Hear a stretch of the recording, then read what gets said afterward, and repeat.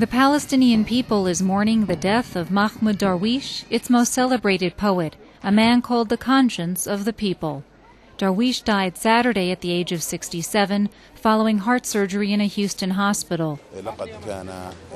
Arafat and Darwish were our bridge to the Arab and Muslim world. They represented the Palestinian people's culture, knowledge and policy. We've lost an important pillar of Palestinian culture. A crowd estimated at more than 5,000 people filled the streets of Ramallah to participate in what was described as the first Palestinian state funeral, rife with pomp and circumstance not seen since the death of Yasser Arafat. I feel so sad.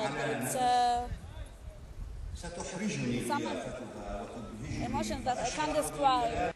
Darwish's family fled to Lebanon during the 1948 war, their ancestral home destroyed in the fighting.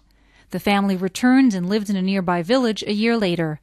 By the time Mahmoud left again in 1971, he had been arrested by the Israelis several times.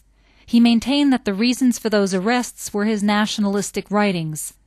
Darwish joined the Palestinian Liberation Organization and in 1988 drafted the Palestinian Declaration of Independence. He later left the PLO in protest of its leadership's willingness to negotiate with Israel in 1993. Mahmoud Darwish, this is not just a poet, not just a political leader. This is the one that we lived and we grew up with his poet. He's deeply rooted the resistance in our hearts and in our soul. To many, Darwish embodied the struggle against Israel. His poem spoke of a nation lost, the longing of its people, and contempt toward Israel.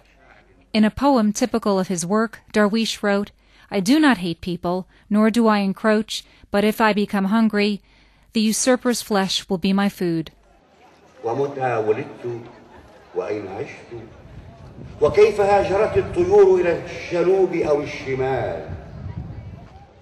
As the mourners accompanied Darwish to his final resting place, the lyrics of his poetry could be heard on the lips of the mass of mourners.